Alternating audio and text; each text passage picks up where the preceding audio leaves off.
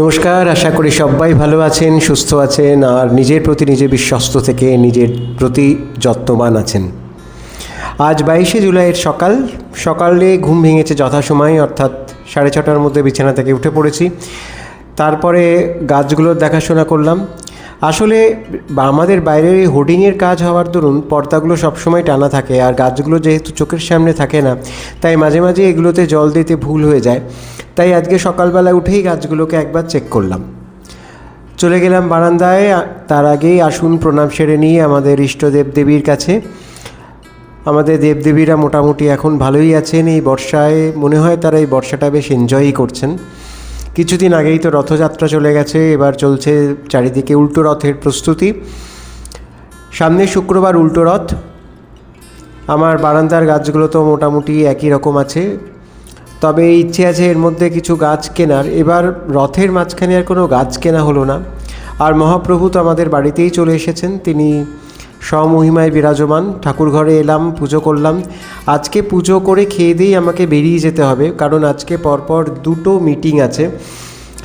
প্রথম মিটিংটা আছে বেলা 1টা নাগাদ এবং দ্বিতীয় মিটিংটা আছে 3টে নাগাদ। ঠাকুর দেবতাদের প্রণাম করলাম, তাদের পুজো সারলাম। পুজো সেরে এবারে বেরিয়ে পড়তে হবে। ইচ্ছে আছে প্রথম মিটিংটা শেষ করে দ্বিতীয় মিটিংটার জন্য দ্বিতীয় মিটিংটার পরেও যদি কিছুটা সময় বেঁচে থাকে, তাহলে বিকেলে কোথাও আপনাদের নিয়ে যাব সঙ্গে করে। সেই মতো যেমন কথা তেমনি কাজ। আমার মিটিংগুলো শেষ হয়ে গেল প্রায় 4:30টার মধ্যেই। তারপরে ব্যাংকের একটা ছোট্ট কাজ ছিল, সেটাও সেরে চললাম বাগবাজারের উদ্দেশ্যে। বাগবাজারে শুনেছি একটা বড় রথের মেলা হচ্ছে, আমার ইচ্ছে ছিল সেটাই দেখার। আর বলতে বলতে চলেও এসেছি বাগবাজার। এই যে দেখা যাচ্ছে বলরাম মন্দির, এখানে রথযাত্রা উপলক্ষে তো বিশেষ উৎসব হয়। সেটা রথযাত্রা বা উল্টো রথের দিন আসলে আরও ভালো করে দেখা যায়। রথের দিন তো আমার আসার কোনো উপায় ছিল না, উল্টো রথের দিন দেখা যাক কী হয়। সবটাই নির্ভর করছে কিভাবে সময় সুযোগ বার করতে পারে, কারণ সেটা একটা কাজের দিন। আর সামনে যে আলো ঝলমলে বাড়িটা দেখলেন, সেটা নট্য সম্রাট গিরিশ ঘোষের বাড়ি। আর বলতে বলতে চলে এসেছি বাগবাজারে দুর্গাপূজা প্রাঙ্গণে। এখানেই বসেছে রথের মেলা। বাগবাজারের মন্দির থেকে প্রভু জগন্নাথ, বলদেব এবং দেবী সুভদ্রা চলে এসেছেন এই মাঠে, অর্থাৎ এই মাঠটি এখন তাদের গুন্ডিচা বাড়ি বা বৃন্দাবন, আপনারা যাই বলুন না কেন। বেশ সুন্দর করে রথের মেলার প্রাঙ্গণটি সাজানো হয়েছে, সুন্দর সুন্দর আলো জ্বালা হয়েছে। মাঝখানে একটা সুসজ্জিত মণ্ডপও তৈরি করা হয়েছে। মূল গেট থেকে সোজাসুজি তাকালে পরেই ঠাকুর মণ্ডপটি চোখে পড়ে। আমি বিকেলেই পৌঁছে গেছিলাম, আকাশে তখনও বেশ মেঘ। আর রথের মেলা এই হচ্ছে প্রকৃত চরিত্র। রথের মেলা মানেই সেখানে জিলিপির দোকান, তেলেভাজার দোকান, এসব তো থাকবেই। রথের মেলার গরম গরম জিলিপি মানে কেউ খাননি এমন বাঙালি কিন্তু সংখ্যায় খুবই কম বলতে খুবই কম। বসেছে আচারের দোকান, মশলাপাতির দোকান, বাচ্চাদের খেলনার দোকান, মেয়েদের সাজগোজের জিনিসের দোকান, কি নেই এখানে, সমস্ত কিছুই রয়েছে। এবং আরও একটা জিনিস যেটা সব রথের মেলাতেই থাকে, এখানেও আছে। এখানে এমন কিছু স্টল আছে যেখানে সব জিনিসের একই দাম, অর্থাৎ সব জিনিসের দামই হয় 20 টাকা, সব জিনিসের দামই হয় 15 টাকা কিংবা 20 টাকা এরকম। আর কথা বলতে বলতে চলে এলাম মণ্ডপের সামনে। মণ্ডপটি তো ভীষণ সুন্দর করে সাজানো, বিভিন্ন রকম আলোর মাধ্যমে শ্রীকৃষ্ণের কিছু লীলা বৈচিত্র্য তুলে ধরা হয়েছে। আর এখানে এই সব ভক্তমণ্ডলী যে লাইন দিয়ে আছেন প্রসাদের জন্য, মণ্ডপ থেকে মহাপ্রসাদ দেওয়া হচ্ছে। বলতে বলতে ঢুকে গেলাম মণ্ডপের ভিতরে। মণ্ডপের মধ্যে কিন্তু এই ছোট ছোট বারমুডা বা ওই জাতীয় পোশাক পরে ঢোকা নিষেধ, এবং বাইরে একটা নোটিশ লাগানো আছে।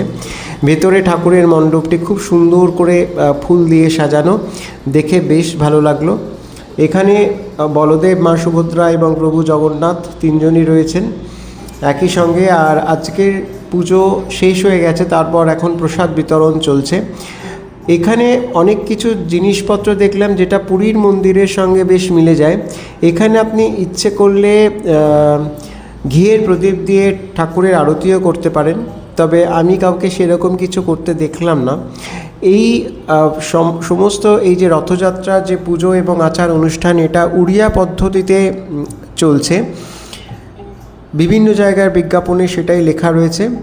এখানে একজন কীর্তন শিল্পীকে দেখলাম, তিনি এখানে বসে কীর্তন পরিবেশন করছেন, অর্থাৎ ঠাকুরের নাম গান গাইছেন। দেখে তো ভীষণই ভালো লাগলো। বহুদিন কীর্তন শুনি না, তাই দাঁড়িয়ে দাঁড়িয়ে একটু শুনছিলামও। আর আমি তো এসেছি একা অফিসের কাজ শেষ করে, সাথে কেউ নেই। আসলে রথের মেলায় না দলবল নিয়ে ঘুরতে বড় ভালো লাগে। আমি যে একা একা এসেছি এটা মানে আমার কাছেও যেমন একটা অস্বস্তির কারণ, তেমনি আবার আশেপাশের লোকজনও বেশ আমার দিকে তাকাচ্ছিল যে এই লোকটা একা একা রথের মেলায় ঘুরতে এসছে কেন এই বয়সে। ছোট ছেলেমেয়েরা আসে সেটা মানা যায়, কিন্তু আমাদের মতো মানুষেরা সাধারণত রথের মেলায় একা যায় না। তবে পরে বুবুকে জিজ্ঞেস করেছিলাম, বুবু বলল না ওরও যাওয়ার ইচ্ছে ছিল, কিন্তু ভুলটা আমারই, আমি ওকে বলিনি। আর এই দেখুন একটা বিশাল রাধাচক্র বসেছে এখানে। এটা রাধাচক্র না নাগরদোলা এটা ঠিক আমার মানে কি বলবো, আমার জানা নেই। এখানে তো অন্যান্য রথের মেলায় যেরকম দোকান থাকে সেই রকম দোকানই বসেছে। তবে একটা জিনিস আমার এখানে ভীষণই বেমানান লাগলো, এখানে প্রচুর স্ন্যাক্সের দোকান বসেছে এবং সেটা আমিষ জাতীয়। এই ধরনের একটা মেলায় যেখানে এত নিষ্ঠা ভরে ভগবানের পুজো করা হচ্ছে, সেখানে এই ধরনের মেলা প্রাঙ্গণে এই ধরনের আমিষ জাতীয় খাবার দাবারের দোকান ভীষণই বিসদৃশ্য লাগে। আর ফুচকা স্টলটা তো থাকবেই, এখানে ফুচকাও বিক্রি হচ্ছে। আর বেশ কিছু দোকান আছে যেগুলো ফাঁকাই দেখলাম, কারণ একই রকম দোকান অনেক বসেছে। ক্রেতাদের সংখ্যা তো সীমাবদ্ধই, তারা আর কটা দোকানে ঘুরবেন। আর আমার মনে হয় আগের যেটা দেখালাম না সেটা হচ্ছে নাগরদোলা, আর এখন যেটা গোল হয়ে ঘুরছে সেটাই হচ্ছে রাধাচক্র। আপনারা আমি ঠিক না ভুল সেটা যদি কমেন্টে জানান তাহলে খুব ভালো লাগবে। এখানে তো ছোট ছোট ছেলে মেয়েদের জন্য মনোরঞ্জনের প্রচুর ব্যবস্থা করা হয়েছে। আর ওই দেখুন কোনো জায়গায় স্কুটার, কোনো জায়গায় জিপ, এইসব দিয়ে এই চক্রগুলিকে তৈরি করা হয়েছে।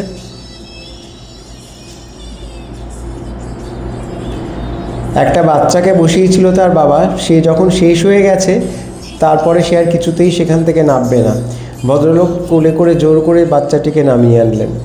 আমরাও ছোটোবেলায় এরকমই করেছি, যখন শেষ হয়ে আসতো তখন আর নামতে ইচ্ছে করতো না, যখন চড়তাম তখন কিন্তু বেশ ভয় করতো, মাথা ঘুরতে থাকতো, সব কিছু কেমন যেন ওলটপালট হয়ে যেত।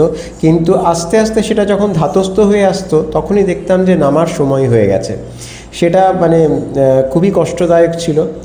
যাই হোক, এখন তো সেই বয়সটা সেই কবেই পেরিয়ে এসেছি।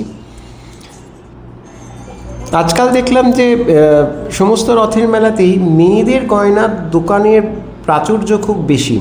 ইভেন রথের মেলা নয়, যে কোনো মেলাতেই যখনই যাই তখনই দেখি যে এই ধরনের ইমিটেশন গয়নার দোকান কিন্তু সাংঘাতিক। এইসব কস্টিউম জুয়েলারিগুলো কিন্তু আজকাল মেয়েরা পরেও, আমি আমার মেয়েকেও দেখেছি, যতই তার মা তাকে সোনার দুল গড়িয়ে দিক না কেন, কোথাও যেতে হলে সে সেই সোনার দুল খুলে কিন্তু কস্টিউম জুয়েলারিটাই কানে ঢোকায় বা কস্টিউম জুয়েলারির হাড়ি গলায় পড়ে। আসলে যে সময়কার যা। এখানে এই দেখুন কিছু আমিষ জাতীয় খাবারের দোকানও বসেছে। আমার এই জিনিসটা ভীষণই বিসদৃশ্য লাগলো। একদিকে যখন প্রভু জগন্নাথের আরাধনা করা হচ্ছে, ভক্তরা আসছেন, তখন এই সব দোকানগুলো যে কেন বসিয়েছে ভগবান জানে। তাছাড়া রথের মেলার যেটা বৈশিষ্ট্য বা যেটা প্যারামিটার্স আপনার যাই বলুন না কেন, তার সঙ্গে কিন্তু এই দোকানগুলো ঠিক খাপ খায় না। এখানেও দেখুন একটা আমিষ জাতীয় খাবারের একটা বিশাল স্টল বসেছে, এখানে বিভিন্ন ধরনের খাবার পাওয়া যাচ্ছিল। তাই আমার তো একে তো জগন্নাথ দেব দর্শনে এসেছি, তার উপর আমার এখন শ্রাবণ মাস চলছে, তাই এই ধরনের খাবারের দিকে যে চোখ যাচ্ছিল সেটাই মনে হচ্ছিল মনের মধ্যে যেন একটা পাপবোধ জেগে উঠছে, পেটটা কেমন গুড়গুড় করছে এই জাতীয়। এখানেও দেখুন খুব সুন্দর একটা কস্টিউম জুয়েলারির দোকান রয়েছে, এইগুলো সব হ্যান্ডমেড জিনিসপত্র। আর এই ভদ্রলোক তো বসে আছেন কিছু হস্তশিল্পের জিনিস নিয়ে। আর এই যে এই দোকানটা শুরুতেই আমার চোখ টেনেছিল।